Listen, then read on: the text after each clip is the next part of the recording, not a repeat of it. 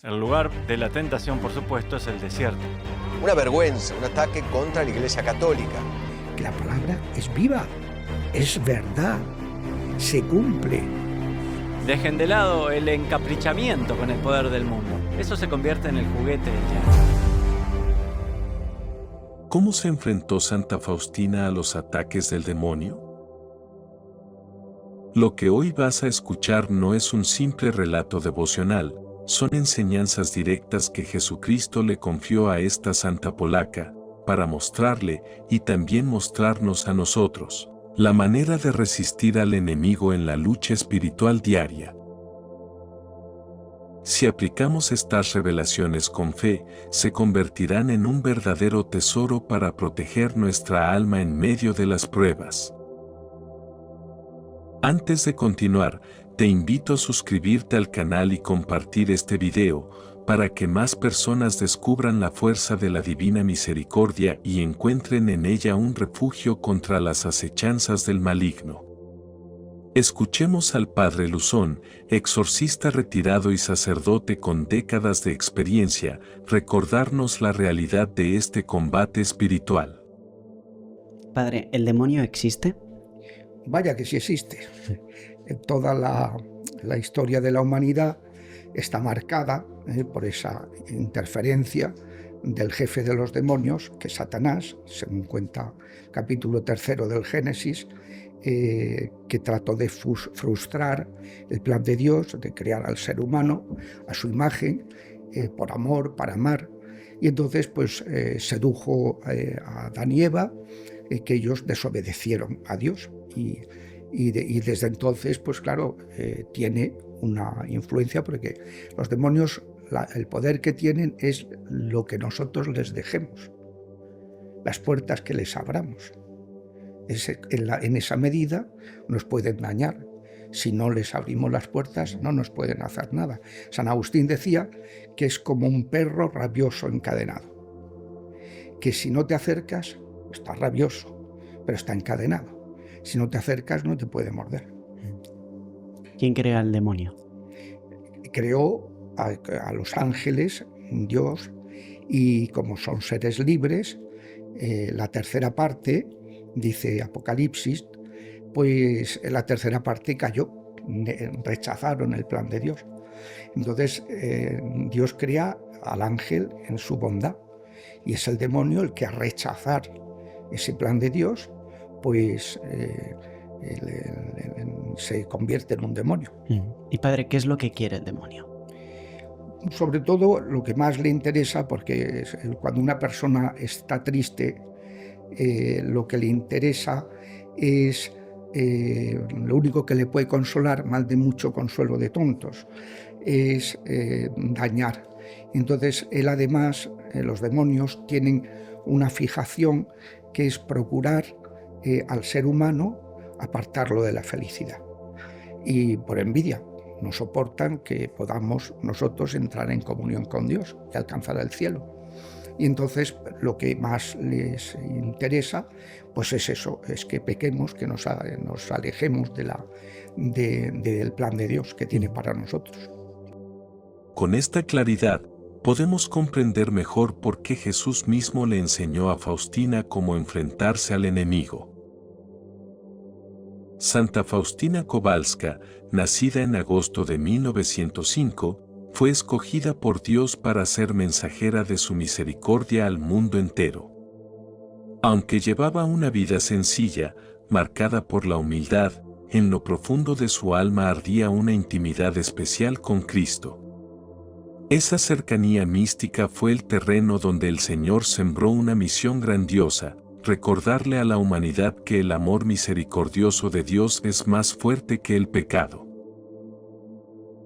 De sus experiencias brotaron devociones que hoy conocemos y practicamos con fervor: la fiesta de la misericordia, la coronilla y la hora de la misericordia.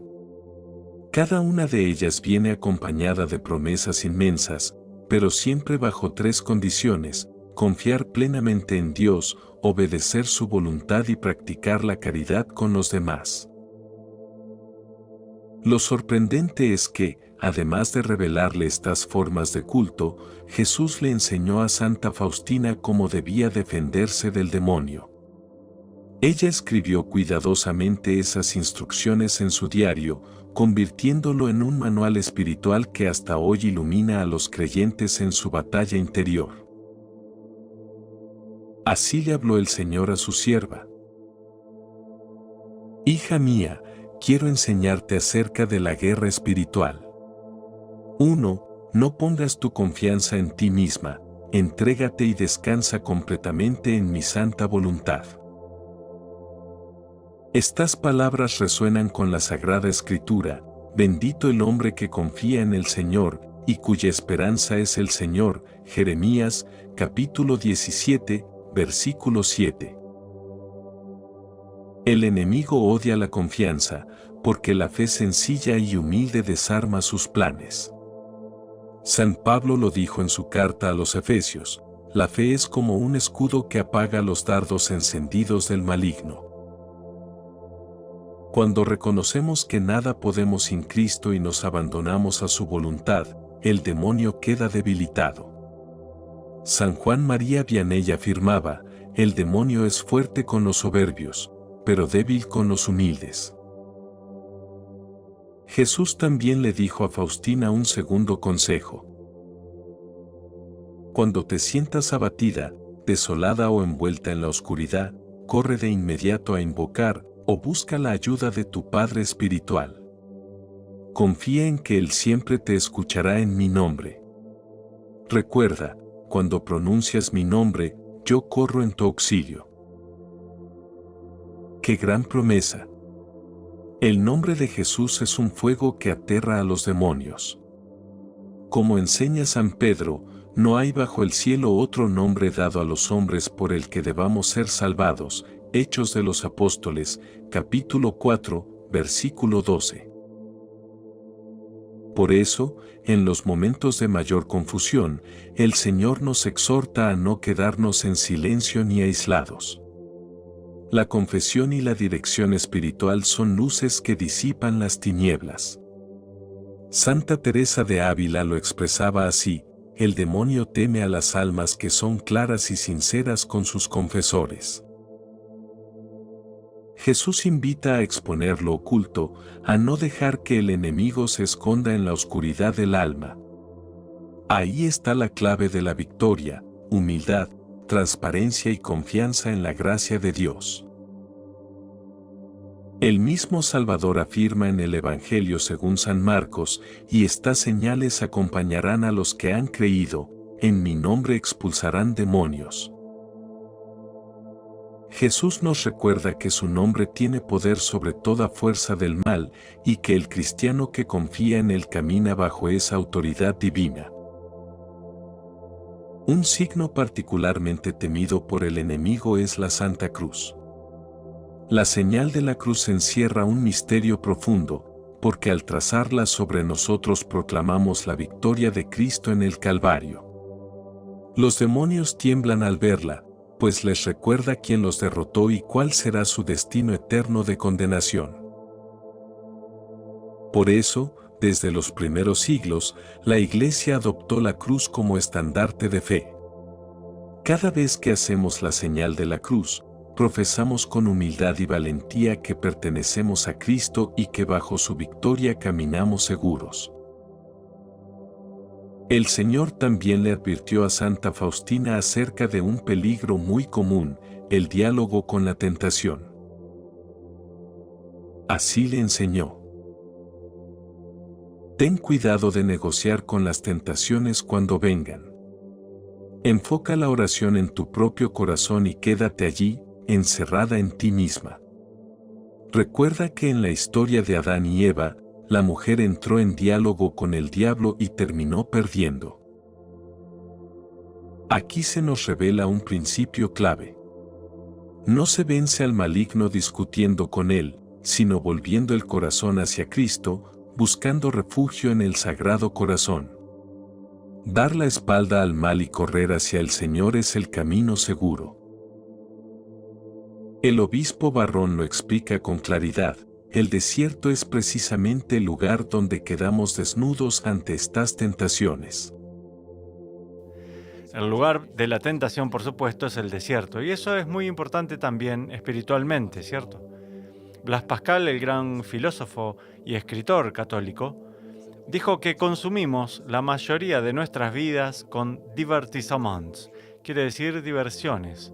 Nos desviamos de las grandes preguntas sobre quiénes somos, dónde estamos yendo, cuál es el propósito de la vida, qué es la vida eterna, quién es Dios. Las grandes preguntas, bien, son demasiado para soportar, así que nos desviamos, nos distraemos. ¿Qué otra cosa es el desierto sino el lugar en que las divertissements, las diversiones y distracciones son dejadas de lado? Para poder asimilar estos grandes temas, estas grandes preguntas, ese es el trasfondo entonces para este relato maravilloso. Ahora bien, lo que enfrenta Jesús en el desierto serían 3 sustitutos clásicos de Dios. Y me refiero con esto a 3 cosas que vendrán a reinar al alma de uno como el bien definitivo. De ahí la importancia de no distraernos, sino mantenernos centrados en la voz de Dios. Jesús continuó mostrándole que el corazón humano es el lugar donde Él quiere habitar.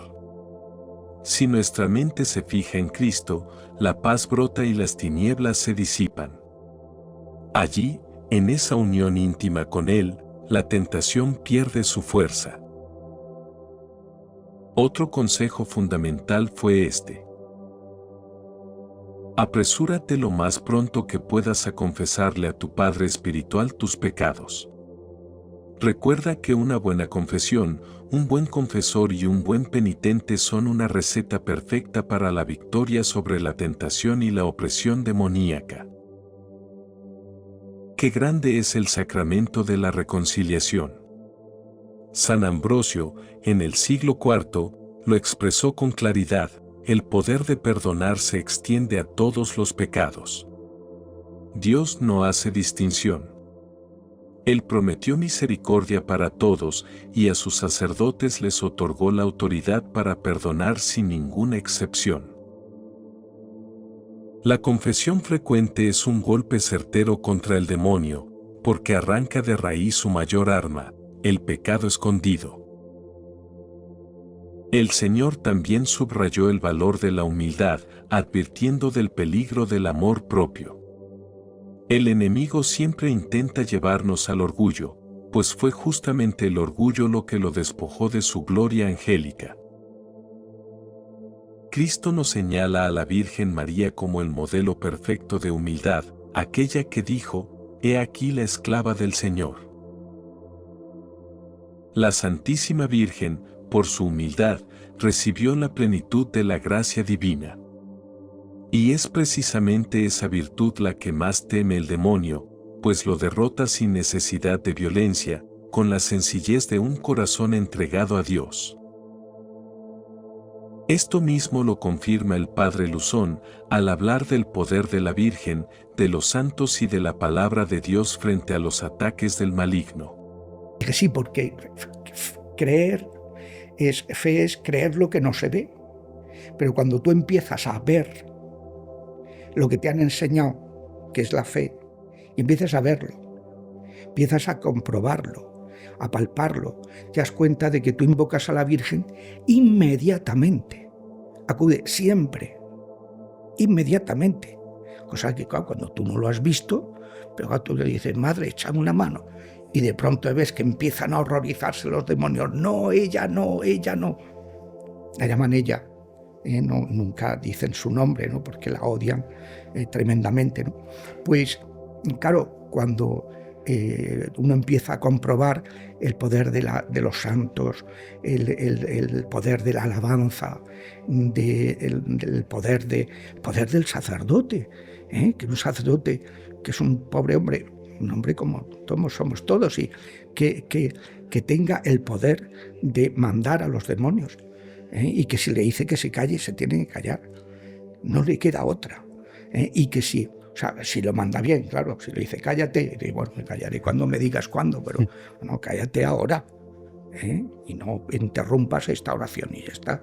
Entonces, es lo que cada uno va viendo, va comprobando. Por eso esta es una oración que ayuda mucho a la gente, ayuda mucho a descubrir las personas que padecen, los familiares de los que padecen las afecciones extraordinarias y luego pues los auxiliares, el propio exorcista, es una oración que bien, se invoca a los santos, se proclama la palabra de Dios, que uno descubre también con la palabra, es impresionante, que la palabra es viva, es verdad, se cumple. Los diablos cuando la escuchan saben que se está realizando, y cuando tú proclamas un salmo que dice lo que sea, se está realizando en ese momento, ¿no? Entonces es muy impactante lo de la palabra, ¿no? Así vemos que no se trata de simples símbolos, sino de realidades espirituales que sostienen al seguidor de Cristo en la batalla. Jesús añadió un sexto consejo: cultivar la paciencia. La paciencia es un arma secreta que protege la paz interior aún en medio de las tormentas. Forma parte de la humildad y de la confianza. El demonio busca agitarnos, provocar impaciencia, que nos volvamos contra nosotros mismos, llenándonos de ira o desánimo. Pero al contemplarnos desde la mirada de Dios descubrimos que Él es infinitamente paciente con nosotros. Los santos alcanzaron la santidad no de la noche a la mañana, sino perseverando día tras día, prueba tras prueba. Así como el oro se purifica en el fuego y el carbón se transforma en diamante bajo la presión, del mismo modo Dios permite dificultades para formar nuestros corazones. El ejemplo del justo Job resplandece en este punto. Su paciencia frente al sufrimiento lo hizo vencedor frente al demonio. Finalmente, Jesús condujo a Santa Faustina a un terreno que pocos se atreven a pisar, el de las mortificaciones interiores. Allí le reveló un secreto poderoso, escondido en las páginas del Evangelio: algunos demonios solo pueden ser expulsados con oración y ayuno. Marcos 9, versículo 29. No se trata de simples prácticas ascéticas, sino de armas espirituales que, cuando son abrazadas con amor, se convierten en fuego que purifica y en escudo que protege. El sacrificio, cuando nace del amor, deja de ser un peso para transformarse en un arma invencible contra el mal. Y no siempre hablamos de grandes penitencias heroicas, de largas vigilias o ayunos severos. Muchas veces, la verdadera mortificación se esconde en lo sencillo, en lo oculto, en lo cotidiano: renunciar a un capricho, callar ante una injusticia, aceptar con serenidad una contrariedad, o realizar un acto de servicio que nadie verá ni aplaudirá. Ahí, en lo pequeño ofrecido con fe, Dios obra maravillas. Como señala el obispo Barrón, esta batalla no es solo interior, también involucra nuestra relación con el cuerpo y su disciplina. Lo que es interesante, cuando viajas a Roma, ingresas a la Capilla Sixtina y miras esas grandes pinturas de Miguel Ángel, preciosas, hermosas, por supuesto, pero lo que se nota son los personajes. Toda la musculatura que muestra Miguel Ángel no es solo para demostrar su habilidad, es para mostrar el batallar de estos personajes. ¿Qué es eso? Es una representación de lo que he estado hablando. Es el alma batallando contra el cuerpo contra el alma, y en lo más profundo queremos resolver esta tensión. Podría proponerles, ya que la Iglesia nos da esta breve lectura de Marcos que es interesante y peculiar, que este sea un trabajo importante de Cuaresma: el unir apropiadamente el cuerpo y el alma. Vean, ¿cuál es uno de los objetivos del ayuno y la abstinencia y la disciplina de la Cuaresma? es disciplinar el cuerpo para que no intente dominar tanto el ego. Bueno, algunas veces nuestro deseo de alimento y de bebida y de sexo y de placer se convierten en muy dominantes y el espíritu se opone a eso. El espíritu necesita disciplinar el cuerpo en cierto grado. Ahora, para ser justos, ¿funciona al revés? Sí. ¿Puede algunas veces el espíritu o el alma ser muy dominante, que no respete la integridad del cuerpo, que empecemos a participar en juegos dualísticos? ¿Podrá ser parte de la disciplina de Cuaresma el sano redescubrimiento de su corporalidad? Recuerdo cuando unos años atrás estaba en el seminario, y es una tentación de los seminaristas, mientras te introduces tanto en la vida espiritual y tanto en estas cosas muy exclusivas, puedes casi olvidarte de que tienes un cuerpo. Recuerdo estarles diciendo a los seminaristas, recuerden de hacer ejercicios, recuerden comer bien. En esencia, presten atención a su cuerpo, no lo traten como si fuera algo de bajo nivel. Es la integración del cuerpo y del alma lo que deseamos. La ascesis cristiana, lejos de despreciar el cuerpo, lo integra en una vida espiritual equilibrada.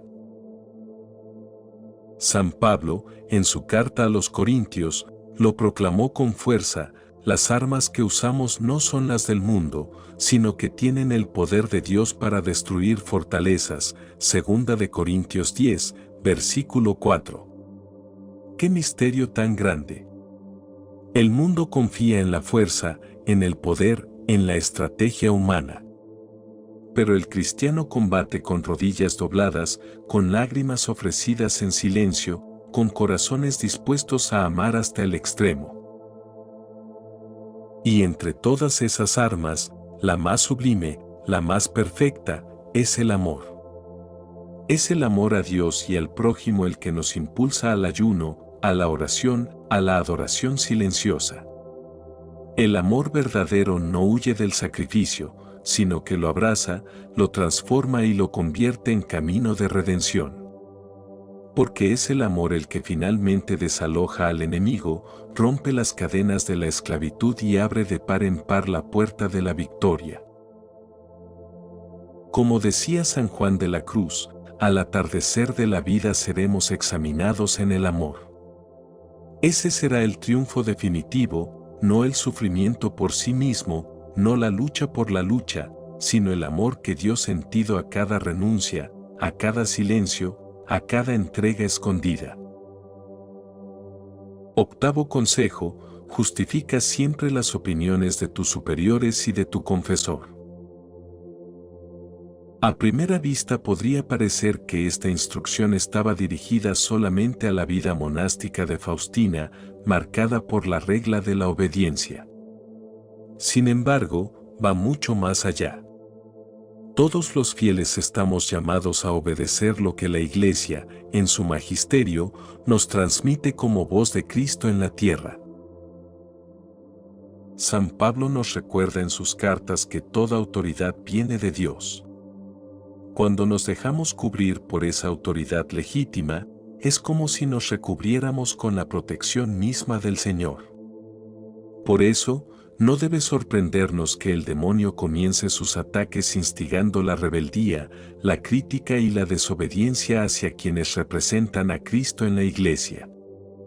La obediencia, vivida con humildad, se convierte en un arma poderosa contra el mal. Rechaza las murmuraciones como a una plaga. La Sagrada Escritura es clara: el que mucho habla, mucho yerra. El demonio, astuto, busca arrastrarnos al chisme, a la queja y a la murmuración, porque sabe que con palabras malintencionadas se destruyen comunidades enteras. La lengua, dice Santiago, es como un fuego que puede incendiar un bosque entero. Callar cuando debemos, hablar con prudencia, bendecir en vez de murmurar, nos libra de muchas cadenas espirituales. 10º consejo: deja que todos actúen como quieran, pero tú haz lo que yo quiero que hagas. No se trata de indiferencia, sino de libertad interior. San Santiago lo expresó de manera contundente: someteos, pues, a Dios, resistid al diablo y huirá de vosotros. La verdadera libertad no consiste en hacer lo que se nos antoja, sino en someternos al amor de Cristo, porque, como enseñaba San Pablo, todos somos esclavos de algo, del pecado o de Cristo. Y el esclavo de Cristo es el más libre, pues su Señor es el más misericordioso. Observa la regla con fidelidad. En el convento, Faustina debía seguir la regla de su orden religiosa, pero este consejo también se aplica a nosotros. Cada bautizado tiene compromisos sagrados con Dios, nuestras promesas bautismales, los votos del matrimonio o las responsabilidades de nuestro estado de vida. Cumplir con fidelidad lo que prometimos es un escudo contra el demonio, que ama la anarquía y la desobediencia. La perseverancia en la fidelidad es, en sí misma, una victoria espiritual. 12º consejo: vence siempre el mal con el bien. No importa la herida o la traición recibida, Cristo nos pide amar, incluso al enemigo. San Pablo enseñó: no te dejes vencer por el mal, antes bien, vence al mal con el bien. El odio, la venganza y el rencor son cadenas que nos atan, pero cuando respondemos con amor, Dios rompe maldiciones y nos libera. Una bendición sincera tiene el poder de destruir muchas obras del maligno. Domina tus palabras y la manera en que te comunicas. Jesús advirtió que un alma habladora se expone fácilmente a los ataques del enemigo. Tanto los ángeles de Dios como los espíritus malignos escuchan lo que pronunciamos. Por eso, nuestras palabras no son simples sonidos, son flechas que pueden sanar o herir, liberar o atar. El silencio interior, unido al recogimiento, se convierte en una verdadera armadura espiritual. Sé siempre honesta con tu confesor. Lo que se guarda en la oscuridad se convierte en terreno fértil para el maligno. Pero cuando con humildad llevamos nuestras caídas y luchas a la luz del sacramento, el enemigo pierde poder sobre nosotros. Jesús mismo nos recuerda que Satanás es el padre de la mentira. Cuando mentimos, aunque sea en algo pequeño, pisamos su terreno. Pero cuando somos veraces, la verdad de Cristo nos cubre y nos hace libres.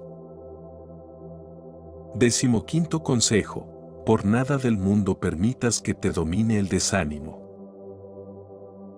El abatimiento es una de las armas favoritas del demonio, porque apaga la esperanza y paraliza el alma. Santa Teresa de Jesús decía: la tristeza no viene de Dios, por muy justificada que esté. El Señor quiere que perseveremos, incluso en la oscuridad, porque la victoria siempre pertenece a quienes esperan en Él. ¿A quién le agrada ser subestimado o tratado con ingratitud? Y sin embargo, ahí está uno de los campos de batalla más importantes, el corazón herido. Jesús nos enseña que no debemos permitir que el desánimo se convierta en una carga insoportable. El desaliento nunca viene de Dios, es siempre una tentación astuta del enemigo. Santa Teresa de Calcuta lo resumía con sencillez: el desánimo es el mayor aliado del demonio. La gratitud, en cambio, es un escudo luminoso. Quien agradece, vence. Santa Faustina escuchó del Señor que el demonio tienta más fácilmente a las almas ociosas. Y es que el ocio abre la puerta al aburrimiento, a la asedía, a ese letargo espiritual que vuelve tibio el corazón. Recordemos las palabras de San Benito: la ociosidad es enemiga del alma. Mantenernos ocupados en el bien y vigilantes en la oración es ya un triunfo. 16º consejo: cuando inicies el combate espiritual, ten la convicción de que yo estoy contigo. No estamos solos. Cristo pelea a nuestro lado. San Juan nos asegura, el que está en ustedes es más grande que el que está en el mundo. Por eso, aun frente al terrorismo espiritual del demonio, no debemos temer. Invoquemos al Espíritu Santo a lo largo del día, porque solo en dependencia de Dios se gana la batalla. Nuestra misión es proclamar la victoria de Cristo, que derrotó al pecado y a la muerte en la cruz.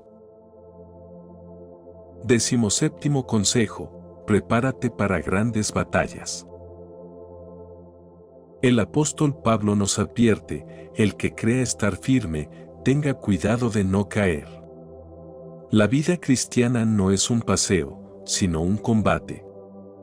Santa Faustina lo vivió en carne propia, sufriendo pruebas físicas y espirituales, pero sostenidas siempre por la gracia.